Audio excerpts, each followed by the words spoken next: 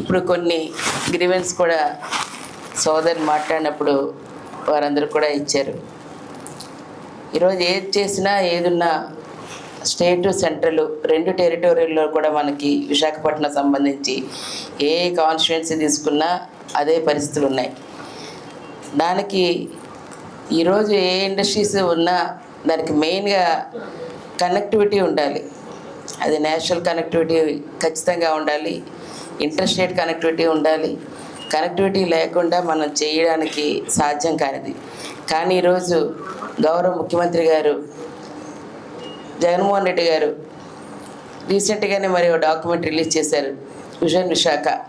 దానిలో మనకుండే ఇది కాస్మోపాలిటన్ లాగైతే ఇది రానున్న రోజుల్లో ఖచ్చితంగా విశాఖపట్నం డెవలప్ అవుతోంది. దీంట్లో ఈరోజు గ్రోత్ హబ్ సిటీగా కూడా ఈరోజు నీతి ఆయోగ్ లాంటి దాంట్లో కూడా మనకి ఇవ్వటం జరిగింది.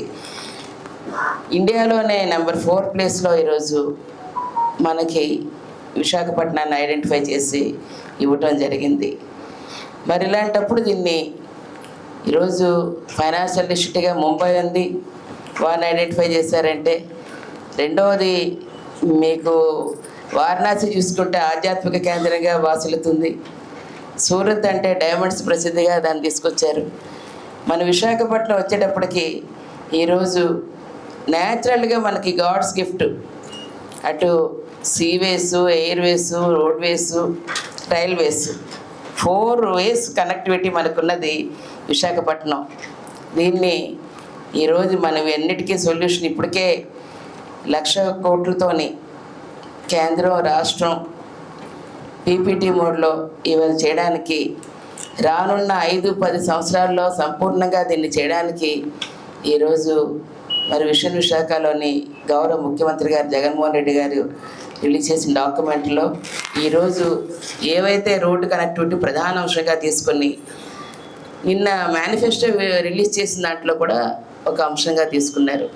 దాంట్లో మన అదృష్టం ఇక్కడ ఏవైతే ఈ స్టేట్లోని 3 కూడా క్యాపిటల్స్ రావాలని దాన్ని పెట్టుకున్నదో, అటు పరిపాలనా రాజధానిగా మనకి రావడానికి, అడ్మినిస్ట్రేటివ్ క్యాపిటల్గా రావడానికి విశాఖపట్నాన్ని కూడా అజెండాలో ప్రధాన అంశంగా తీసుకొని ఈరోజు మనకి ఇస్తున్నారంటే మనమందరం కూడా అది వచ్చేటప్పుడు ఆటోమేటిక్గా ఈరోజు మనకు కావాల్సినవన్నీ రోడ్స్, ఫ్లైఓవర్స్, ఇప్పటికే దాంట్లోని 6 లైన్ ఇప్పుడు మనకి మీరు ఇచ్చిన ఇది నేషనల్ హైవే వాళ్ళతో కూడా మాట్లాడి సెంట్రల్ గవర్నమెంట్, స్టేట్ గవర్నమెంట్ 2 కలిపి చేయాల్సిన దాన్ని ఉన్నాయి.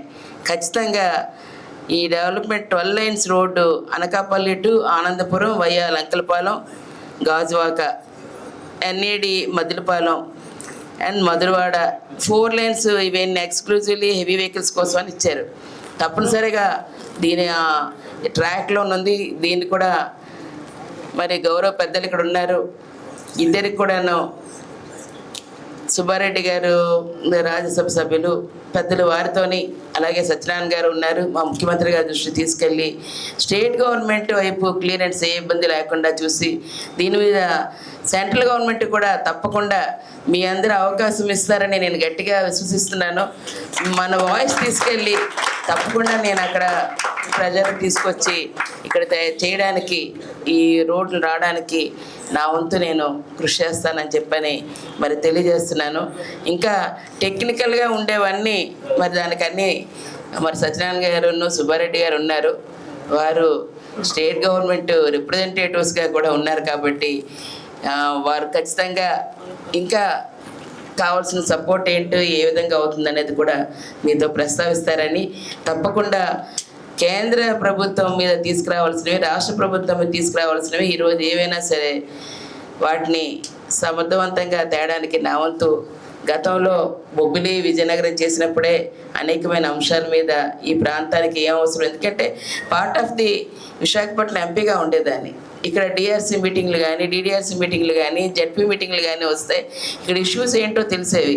ఆ ఇష్యూస్ని నేను ఖచ్చితంగా తీసుకెళ్ళి పార్లమెంట్లో లేవనెత్తి ఈ ప్రాంతానికి ఆ రోజు స్టీల్ ప్లాంట్ గురించి కానీ, బిహెచ్పి లాంటిది దాన్ని మూతపెట్టే పరిస్థితి వస్తే బిహెచ్ఎల్లో మధ్యించడం కానీ, షిప్ యార్డ్ని మళ్ళీ వారికి ఆర్డర్స్ ఇచ్చి మళ్ళీ రన్ అయ్యేటట్టుగా చూసి దాన్ని నేవీలోని దాన్ని మర్చడానికి కల్పించడం కానీ, ఇట్లాగా తీసుకురావడంతో పాటు మన పోర్ట్ కూడా ఇప్పుడు 4th ప్లేస్లో ఉంది ఇండియాలోనే హైయెస్ట్ రెవెన్యూ కలెక్ట్ చేసి ఇస్తూ. మన ఏదైతే ఈరోజు ప్రత్యేకించి దాంట్లో కూడా ఇప్పుడు లారీల గురించి, యాక్సిడెంట్ల గురించి చెప్పారు.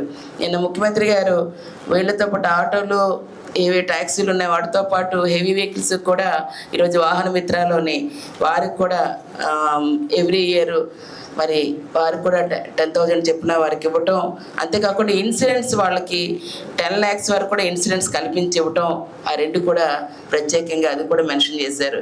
సో వాళ్ళకి ఒక ఏదైనా పొరపాటును జరిగితే దాని గురించి తీసుకునే బాధ్యతతో పాటు వారికి ఇంకా అడిషనల్గా వారికి బెనిఫిట్ అయినట్టుగా ఫ్యామిలీకి అది కూడా ఈరోజు దృష్టిలో పెట్టి చూశారు.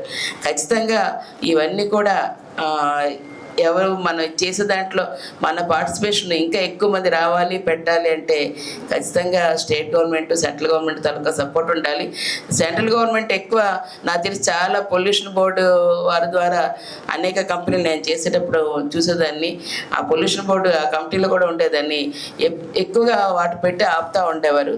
దానికి ఆల్టర్నేట్ సొల్యూషన్ చూసి చెప్పండి, కానీ ఉన్న ఇండస్ట్రీస్ అంతగా పెట్టుకొని వచ్చిన వాళ్ళని మూత పెట్టడం కరెక్ట్ కాదు, క్లోజ్ చేయమండం అని చెప్పని ఆల్టర్నేట్ సొల్యూషన్ ఈరోజు ఈకో బ్యాలెన్స్ చేస్తూ పొల్యూషన్ ఫ్రీ జోన్గా చేసే వాటిని తీసుకొచ్చి పెట్టడం వల్ల అటువంటి వాటి మీద కూడా తప్పకుండా మరి దృష్టి పెడతామని చెప్పని మరి తెలియజేస్తూ, మీ అందరికీ ఈరోజు మనకి $43.5 బిలియన్ మన జీడిపి ఉందంటే దాంట్లో ఇక్కడ ఆక్వా ప్రొడక్ట్స్ సంబంధించి 10%